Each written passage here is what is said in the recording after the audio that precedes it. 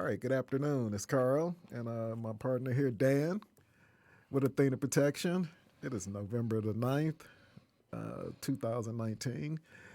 And we got some pretty interesting topics today. But before we get into that, we want to give our sponsors a chance to shout us out, which our sponsor is us. So tell us a little bit about Athena Protection and how you can reach us. Well, Athena Protection is a security company that provides armed and unarmed security services. We also provide private investigation services.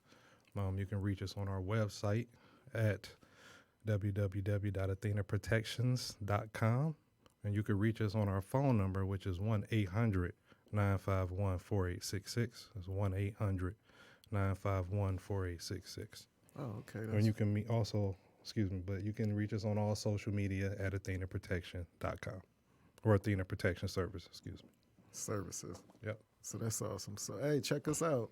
Like we said, on all social media. That's Twitter, Facebook, Instagram, YouTube, and I'm sure something else down the road. But anyway, Dan, what you got on your mind today? What are we going to talk about? Today we are going to start off talking about suicide, and we're also going to talk about post-traumatic stress. And the reasons I'm bringing this up is because it's a couple reasons. Okay. Well, first day is the day before the Marine Corps birthday. I'm Absolutely. a Marine Corps veteran. Simplify to all the Marines out there that listen to us. And then Veterans Day will be on Monday. Absolutely. And suicide is an issue in the armed services, and it's something I just wanted to cover. It's a topic that's near and dear to my heart. Okay. And, we employ veterans, and we work with veterans all the time, and got veterans, other veterans in the family, so I think it's something that we need to talk about. Most definitely. And you know what, over and beyond Veterans Day, just going into the holiday season, we all know how that can be for people. Right. You know. So, great topic. Right.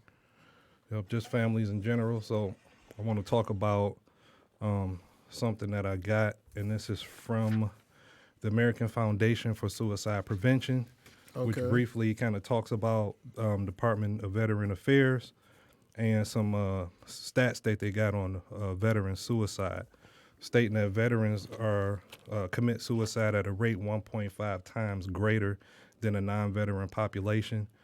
Over 6,000 veterans die by suicide each year. In 2016, over 58% of veteran suicides were among veterans older than 54, and then the rate of suicide between the ages of 18 and 34 have been increasing over the last 10 years. Oh, wow. Interesting.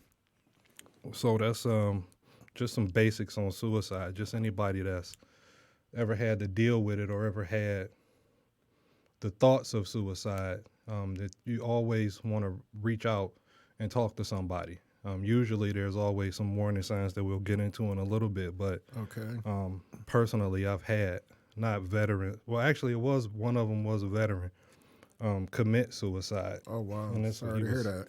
He was in his 30s at the time, so he's in that age bracket that they're talking about.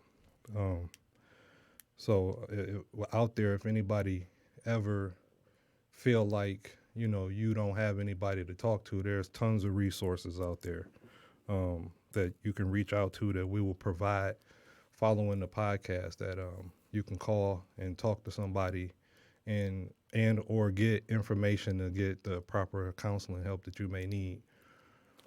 Okay. That's most definitely, like I said, a topic that we all, if we haven't personally dealt with it, know someone who's dealt with losing a family member or a close friend or something like that to suicide. And like you said, there are some warning signs, and hopefully today we can help someone, either help someone else out or help someone who feels like they don't have opportunity to get help. Right. So some numbers that we got here, and these are just a couple of stats that they presented. The suicide is the 10th leading cause of death in the U.S. Okay. In 2017, 47,000 Americans died by suicide. And in 2017, there was an estimated 1.4 million attempts. Then they got some additional facts. You said this was from 2016, 2017. 2017. Yep, 2017. Additional facts, we got men 3.5 times more likely than women. Highest rate is actually middle-aged white men that they produce on here. Okay. And on average, there's 129 suicides per day. And firearms account for 50% of all suicide deaths. Oh, wow. Which is why we always want to promote safety and security and make sure that, you know, people just get the help that they need. Absolutely, because those are some staggering numbers. Right. Us men, we got to learn how to express ourselves and reach out and talk. I mean, right. I don't want to go down that rabbit hole right now, but man, when it comes to us men and doing a good job of communicating, I'm sure the ladies would clap for that, but as well as, you know, going to the doctor on a regular basis or, you know, seeking help when you need it. You know, we wear we have big shoulders and we wear our pride on those shoulders. And sometimes it's okay for you to say you need help. I'm sure the people out here who love you would tell you that most definitely. Right. So let's go over some of those warning signs and factors for suicide prevention. Right. So we talk about suicide today, which, like we said, is most definitely a great topic to talk about. But some of the things that lead to suicide, I was just looking over some of the notes here, which was very interesting, I should say, is not really one single cause for suicide. Most often it occurs when stresses as well as our health issues create certain experiences, I think, as well as people like to talk about depression as being a common condition associated with suicide. And also just it goes a lot of time, even the depression goes undiagnosed or untreated. You know, people say they stressed and depressed and whatnot, but don't really know how to go about treating that or getting some help with it.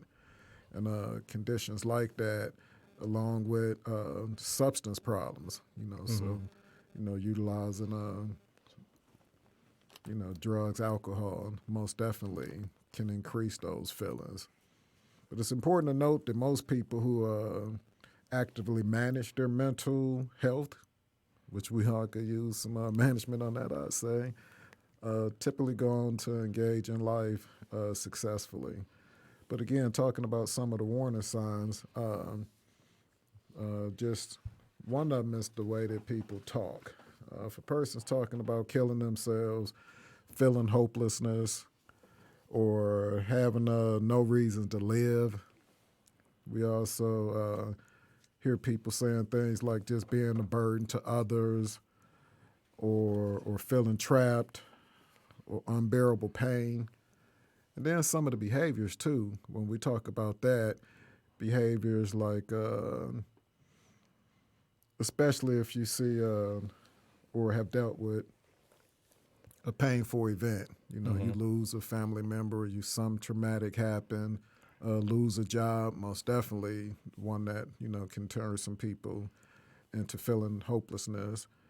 And then you'll see within those behaviors maybe increase in use of alcohol or drugs, looking for ways to end their life, such as searching online methods for it, withdrawal from activity. Somebody who normally is active with friends and family, maybe now they're, a little bit more withdrawn. And so many times, and I just want to stop on there for a minute, so many times I've heard people make statements like, such and such, I ain't heard from them in weeks, and, I reached out to them, and they ain't respond, they tripping or acting funny, as we like to say, but sometimes we got to be a little bit more investigative and take off that looking at yourself, taking it personal hat and say, hey, maybe I need to reach out to this person and you know, they ain't answering. Maybe I need to just go knock on their door. I'll deal with them being upset about that, but I got to come and check on, you know, my brother, my sister, you know, whoever it is. You know, if you have people in your life that are doing things outside of the norm like that, Right. go check on them. Go check Right. on your people. But most definitely some other ones, sleeping too much or too little. That's one that we take our health for granted. We got to get that rest. We all Right. like to say if you sleep, you can't get that money. And, you know, we Detroit hustlers, we always on our grind. But, Right. hey, this body is a machine, and you got to take care of it. And part of the maintenance on this machine is most definitely getting some rest. Right. And then let's talk about, you know, another warning sign. It's the mood. People who are considered suicidal often display one or more of the following moods. We talked about depression, but anxiety. We talked a little bit about loss of interest in things.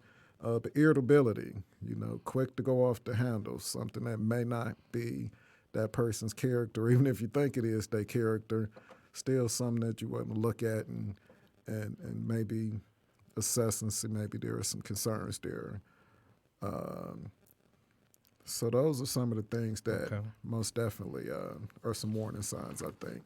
One thing to consider is if somebody tell you or they show these signs, it's okay to ask them if they're thinking about committing suicide. It's okay to let them know that it's okay if they're not okay. And Absolutely, that's a great point. you also want to know if they got a plan. If somebody talking about suicide and you want to know if they got a plan or not. You want to know how far along they thought this out in the process. And you want to always get them some help. Don't commit to secrecy if somebody tell you they're thinking about committing suicide. You know, this is a big issue just in our community in general, and just something that I wanted to touch on briefly today. Moving forward, I would like to get a couple of professionals in here where we can go in Okay. depth and, you know, we can talk about suicide from a clinical or depression or, you know, different mental health conditions from a clinical standpoint where they would be able to give us some more information, more so than me and you can sit up here and talk about. Absolutely. But So- most definitely a topic that Right. for this time of year is valid. So something else, since we talking about the military in general, I want to talk about post-traumatic stress a little bit. Okay. And post-traumatic stress comes from being in just a stress-triggered event, basically. Right. So a lot of times we compare, you know, post-traumatic stress to the military. Just me and myself going through Iraq and being in, you know, that kind of environment for 8 months. It definitely gave me some post-traumatic stress that I didn't even really realize I had. It had to be really? pointed out to me.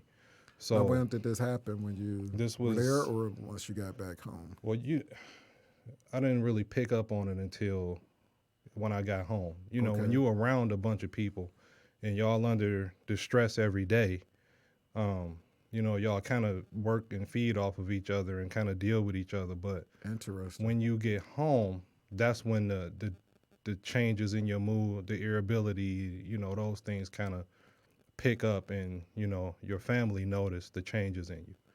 So when I came home, I could tell you, like, I was extremely irritable, extremely short.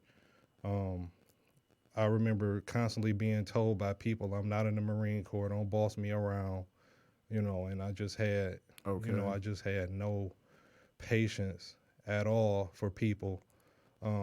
We would ride up the road. I remember being just cautious all the time, just hyper vigilant, just looking around at everything, looking at trash bags, looking at things that, you know, don't really mean anything to the normal citizen. But to me, it presented some kind of danger, even though I was at home. Okay. So that, just in my temper, you know, I was just quick triggered more than usual, and I'm kind of a laid back guy. You can consider me to be patient and, you know, just kind of relaxed and chill. No patience, real quick to get angry, real quick to want to go violent, you know, drinking too much. I was doing all that when I came home and just wasn't really picking up on it. When I came home, I just thought, you know, I'm having a couple drinks after work, or, I'm asking for me, it's a simple task to be done, but it's the way I was talking, and it's the way I was moving, and the way I would get angry over anything. Okay. Like one day I was, my cousin came over to use the bathroom, and we almost got into a fight about it because he was at my mother's house, and I was, Okay. I'm telling him, don't just come over here to use the bathroom, and like it turned into an issue, when it shouldn't have been an issue, and Oh wow. that's me, just dealing with the circumstances of what I had been through and not really knowing, how to handle it and not talking to nobody about it.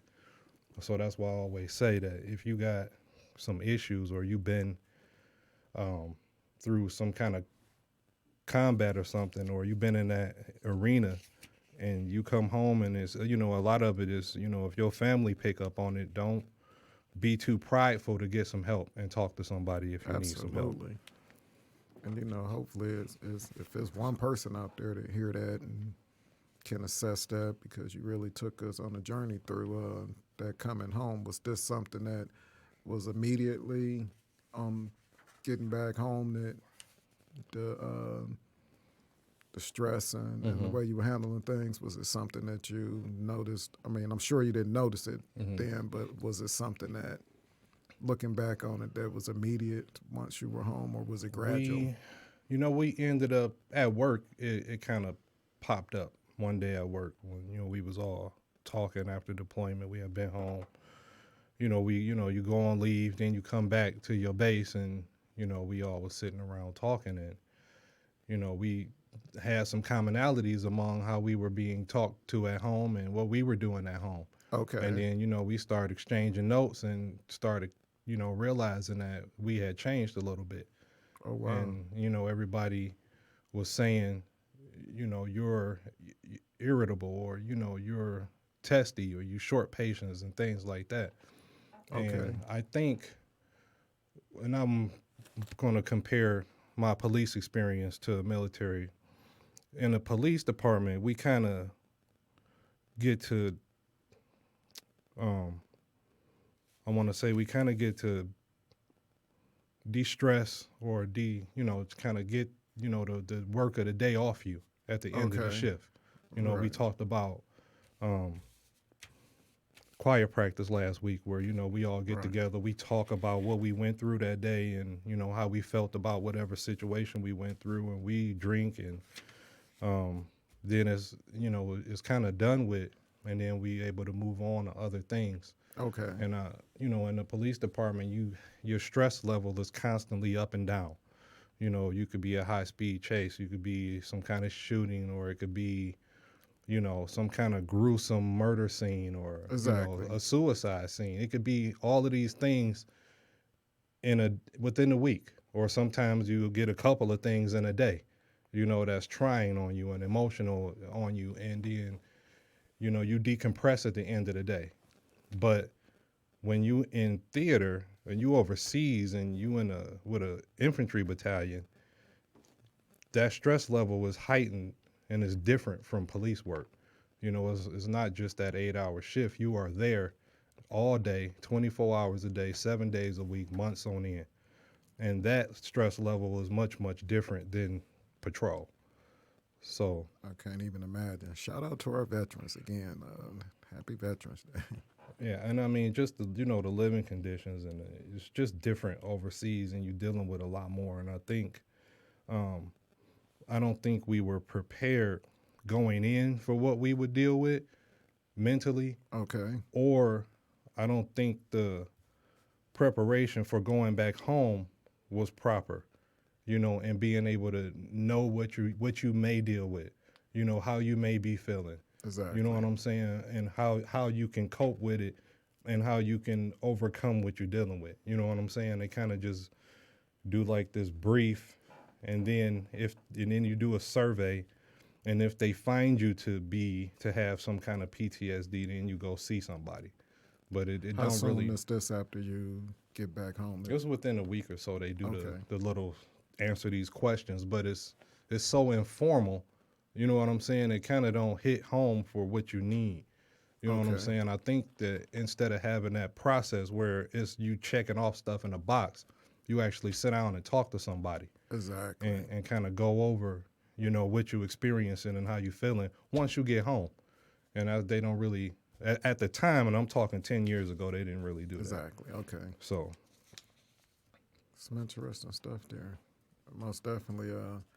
Again, with it being Veterans Day, just for anyone out there that has a veteran in their life, those some topics that, or some scenarios that you brought up, just assessing yourself, right. and even going back and sitting down with your peers or other veterans and seeing that consistency, knowing this, someone that's got a veteran in your life, especially a veteran that's been deployed, keep these things in mind. This is some important stuff where we can help someone out. Yeah. So that's veterans, that's active duty military personnel or veterans, because there's a lot of people that's deployed a lot of places and experienced many things and they still haven't gotten help. And I'm talking Vietnam and different eras of Absolutely. war, and they just dealing with it internally. You know what I'm saying? And they're not talking to people. So don't be afraid to talk to somebody and get it out of your system and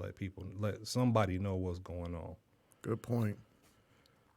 So I got 4 types of symptoms for PTSD that I was looking up. Oh, okay. And those would be, I just want to go over real quick, because since we on the topic.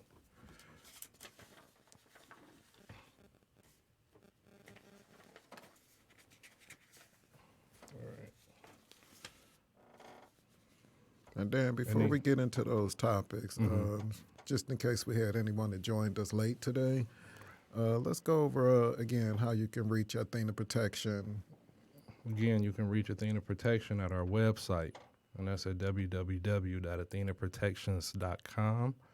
You can reach us on our 1-800 number, which is 1-800-951-4866, or you can reach us on any social media outlet at Athena Protection Service. All right, thank you for that. So you was going to get into some of the symptoms. Right, 4 type of symptoms they got here is intrusion symptoms, and that's unwanted distress and memories of the traumatic event, recurrent trauma or related nightmares, flashbacks, and intense emotional distress or psychological reactions to trauma reminders. Okay. I can tell you one day, this happened to me recently, or something that happened to me yearly, I'll tell you, is during the holidays and there's fireworks going off, it reminds me of gunfire at night in Iraq.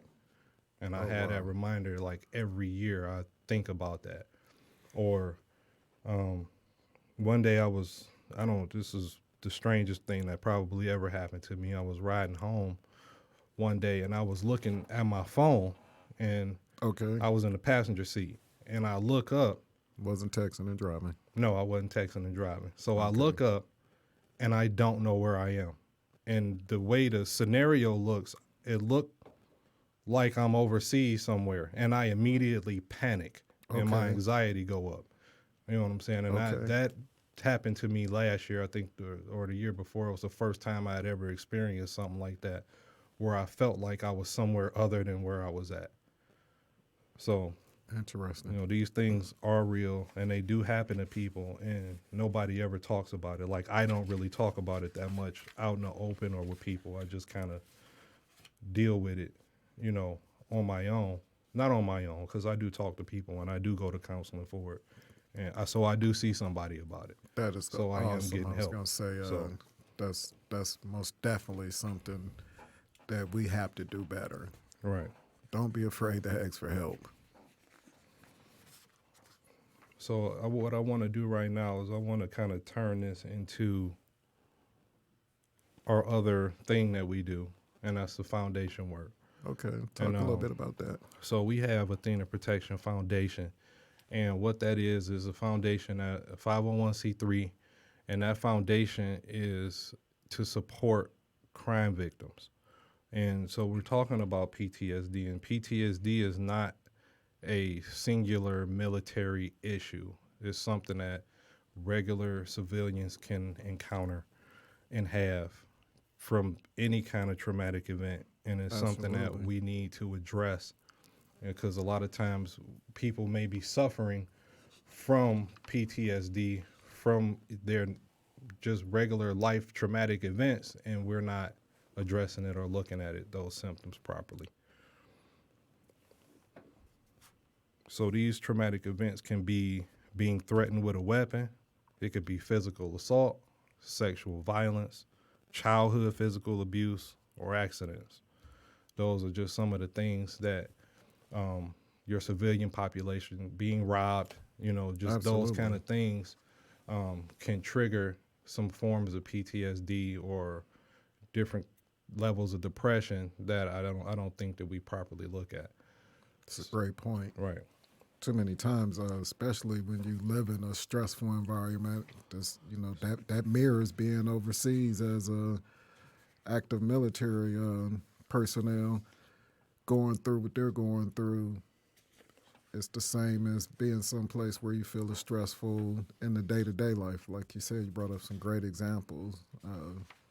The threat of violence that you may encounter in a particular area, or with people who are going through dealing with violence in the home. I think you touched on that a little bit also. Yes, I did. So a lot of that can have some post-traumatic stress. People can get treatment.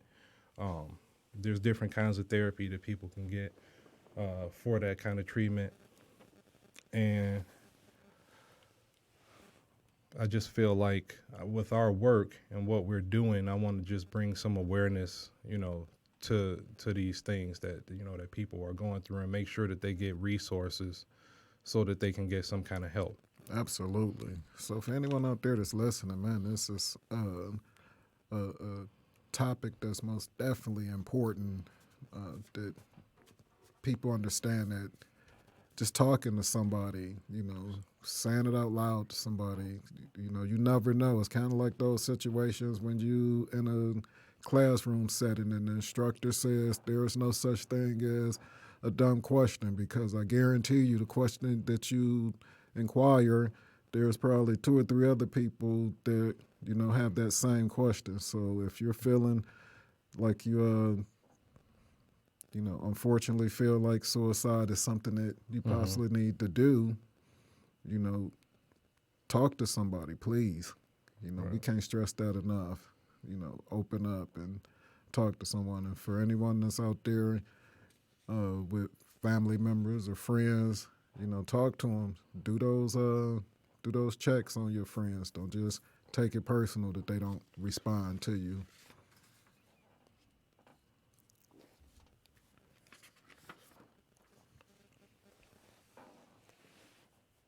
All right. So for the foundation, so anybody that's interested, I would like for them to reach out to the foundation. Go to our website, and the website is Athena Protection, FND.org, and that's Athena Protection, F as in Foxtrot, N as in November, D as in Delta.org. You can reach us at that website, where we are working to support crime victims and provide support to anybody that has been encountered in any kind of criminal act against them where they have been victimized. Currently, we are working on domestic violence victims, working with domestic violence victims, and we are working to get a grant to provide temporary shelter to the domestic violence victims. Okay. So that's where our focus is right now. So hopefully in the next few months, we'll be able to provide some information on that, about how we are, our progress with getting the grant and being Great. able to provide Most definitely something we can follow up shelter on. for something like that.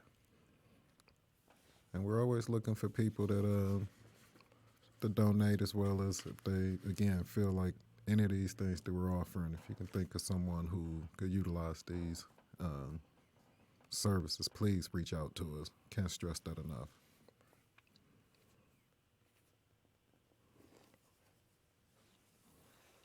Right. So what I want to do at this point is I want to kind of go over some of the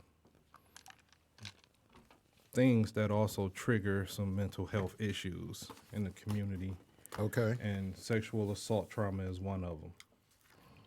The symptoms of that: include eating disorders, sleeping disorders, it'll lead to depression, anxiety, also leads to PTSD, and it'll lead to lying, stealing, truancy, running away, these different types of issues. Again, See those type of behaviors a lot of time with our younger people, right, and feeling like they, for them, I think it's not even necessarily the embarrassment that some people may have with talking, but for them, I think a lot of time it's being scared. right. And the holiday season is coming up, so we want to just a word of caution out there. 74% of sexual assaults happen inside of the home, of the person's home, which and in most cases, they know who the perpetrator is. Usually, if somebody's sexual assaulted, they know who that person is that sexually assaulted them is not a stranger. So, holidays coming up, be mindful of who you leave with your children, and be mindful of, who you're with. Be mindful of what you're drinking, who you're drinking with, and things of that nature. Date rape is a serious issue during the holiday season as well. So you want to make sure that you're not out drinking and you leave your drink somewhere and come back and drink it, and then you wake up Exactly. somewhere that you didn't remember being. So just for the holidays, we wanted to just do this particular episode and kind of talk about just some precautions that you want to look out for, and that's the suicide that take place during the holidays, which is veteran related or sometimes not. It could be trauma within somebody's life. Cautious when you're out doing your shopping and there's people standing around, there's people waiting on opportunities to take advantage of you. So you want to look people in their face when you're talking to them, when you see them, speak to them, so that they recognize that you recognize them. And Absolutely. that, you're able to describe who they were, what they were wearing, what they were doing, what they were driving, anything. You want to make sure you get those details on people while you're out if somebody's acting out of character when you're out doing your shopping this holiday season. And that's just a rule of thumb in general, but most definitely because the holiday season, we tend to carry a little more money than we normally would. We tend to be a little more distracted with going out and doing holiday shopping and visiting and whatnot. And most definitely making sure that you are careful out there on the roads. We touched a little bit on the PTS, and we also, did I say that right? I hope I It's did. post-traumatic stress. That's okay. You got it. I'm sorry. We know what you mean. Messing that up. We want to be correct. But I personally went through a car accident a few weeks ago, and I find myself sometime now on the road, obviously, I'm going to be a little more cautious, but just really there's been a time or two where I'm reliving that situation. It could have been a lot worse. Luckily, I'm here, without a lot of major injuries. But just when you said that, it kind of had me to thinking. It's like, that's for me to feel those little things. And obviously, it's not having me feeling suicidal or depressed or anything like that. But most definitely is heighten my focus on that. But I do feel that anxiety sometime on the road now when it's busy and there's similar situations to when the accident occurred. So I could see how that could be a factor in someone ending up being in a situation where it starts out, with the anxiety and, maybe you withdrawn now, you don't want to drive all the time and you start not wanting to do things and you start getting withdrawn. So every stone unturned, I guess is the best way I can say it. Don't discount if you're not feeling like you normally feel. Don't just hack it up to money. Obviously, money is a tough topic, especially this time of year with utilities as well as holiday shopping. But some great points. Right. So I can tell you just a situation with me I had for years. Okay. I was in an accident with my mother, and another cousin was in the car, and we were hit and the car spent out all the way across the road. And That you were in?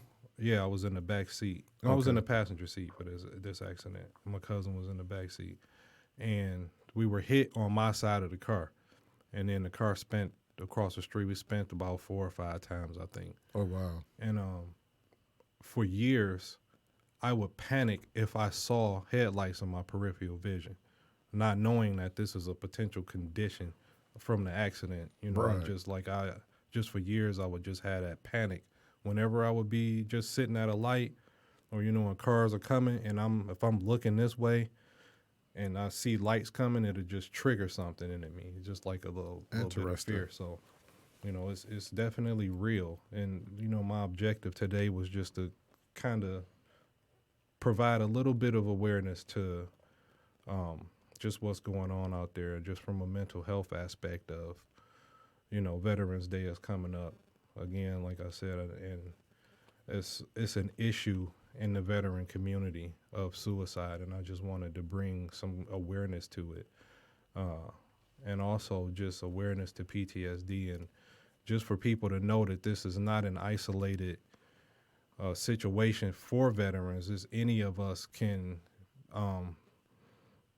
get PTSD from any traumatic event that we may experience. Absolutely. So, we was able to reflect on right. quite a few personal experiences that I could think lead we that just, way. we just don't know what it is, and we don't want to stigmatize the name either. It doesn't mean that you're crazy, and it doesn't mean they're going to Great take point. your, Exactly. you're not going to take your guns away. That's not what it means. It just means you need some help, and you got stress from a situation that you've been through.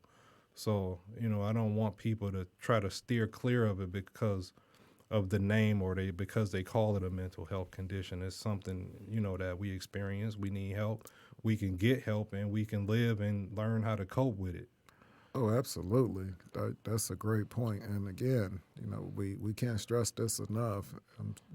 There's someone out here who's been feeling away, been wondering why they were so anxious when they're on the road, or maybe feeling some kind of way because they got robbed, or they saw some traumatic, or it was some type of sexual assault. There's other people who have been through these things and unfortunately didn't reach out for help because, like you said, we talked about either being scared or feeling embarrassed. There's no such thing as being, I shouldn't say no such thing, but you just shouldn't be embarrassed or scared to talk about these things.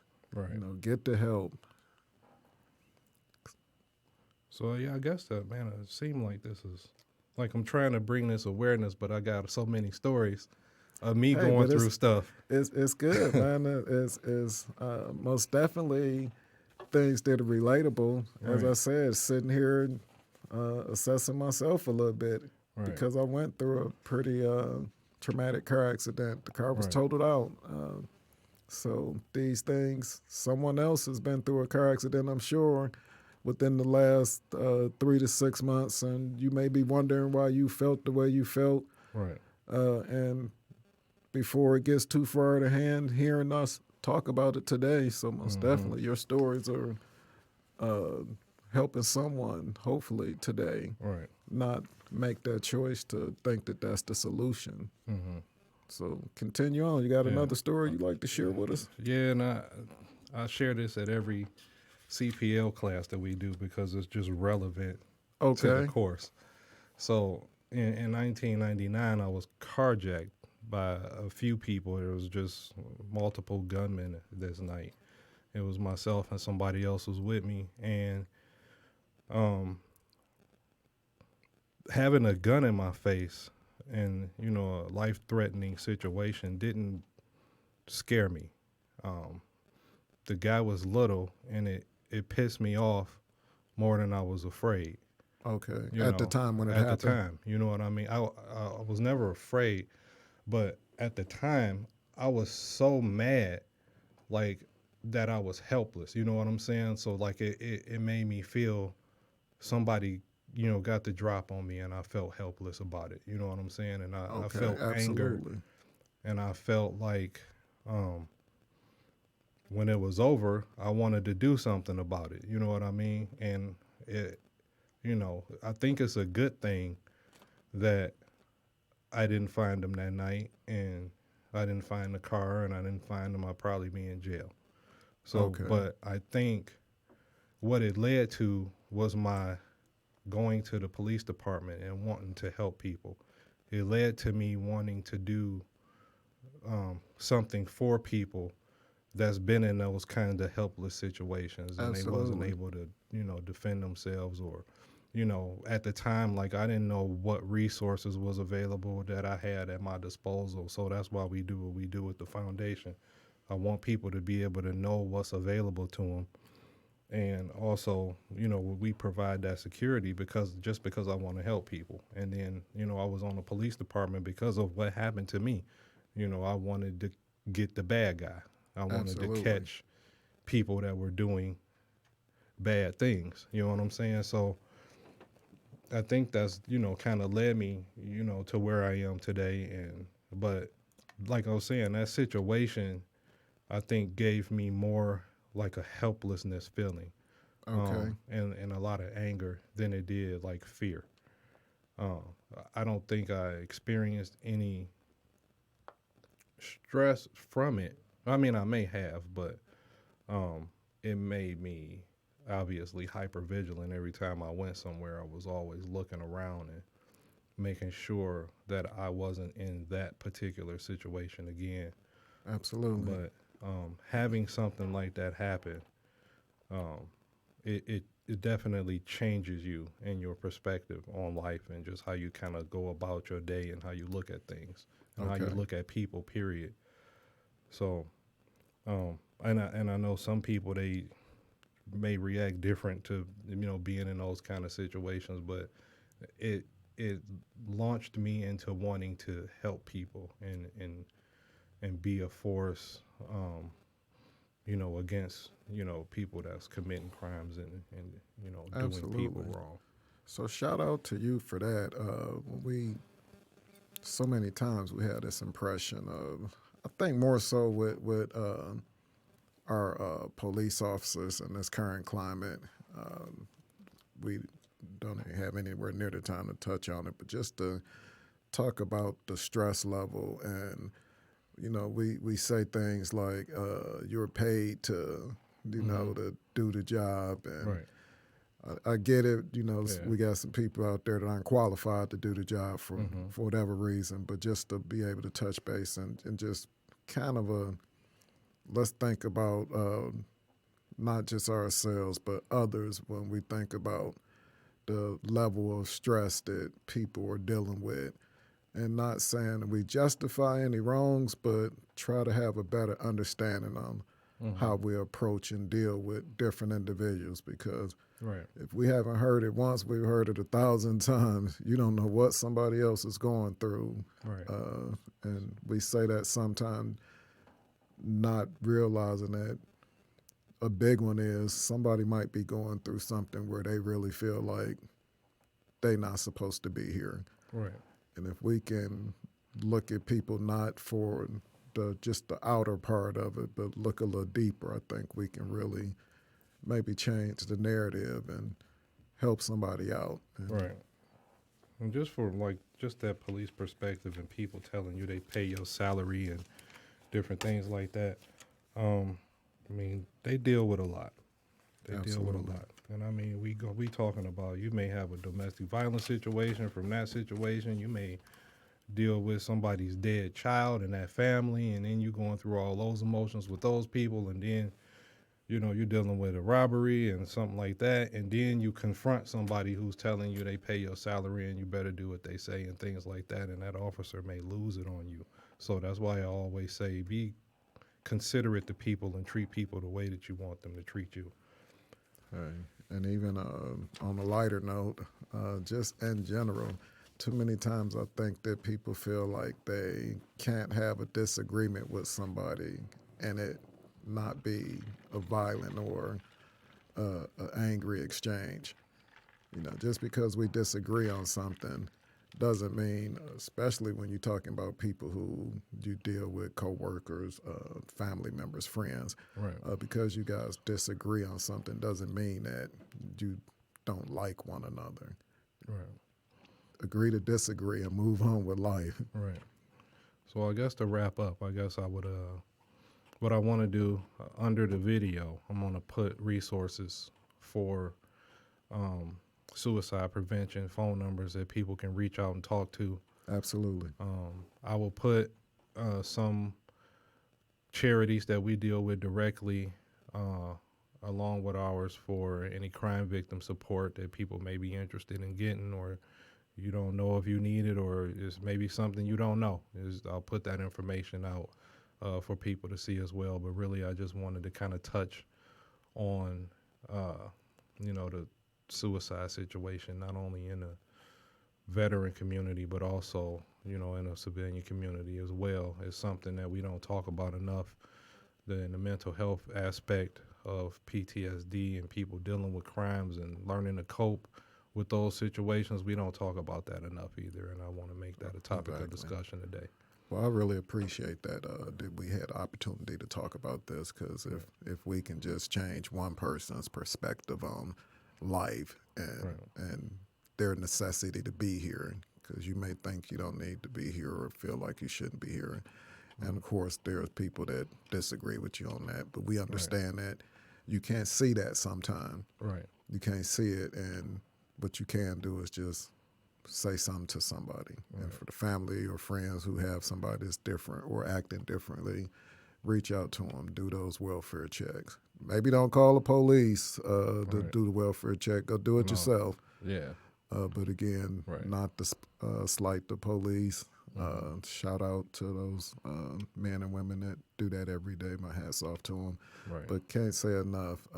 It means a lot. I'll say this. It means a lot to people when you check on them. And it does. You show up and see how they doing. So it doesn't a phone call.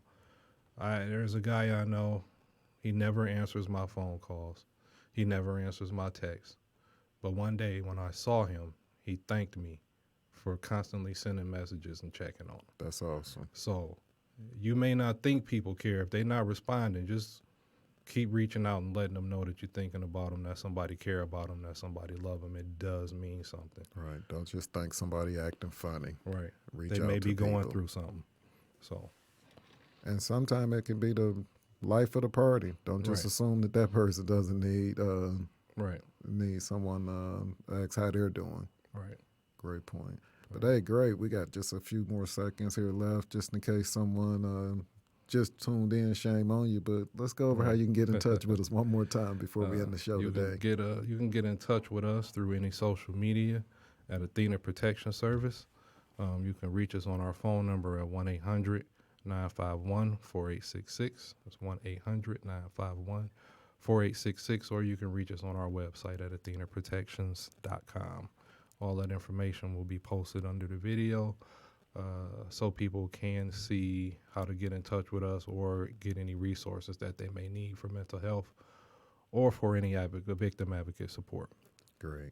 And hey, for anyone out there that's following us on any of those social networks, please hit that like button, hit that subscribe button on YouTube, and share this information. If it doesn't pertain to you, share it. I guarantee you somewhere within your followers there's somebody that could use this. If we can touch one person, this will be a successful podcast today. So hit that like button and hit that share button out there for us, friends and family. We really appreciate it. All right. Thank you. All right. Thank you. All right.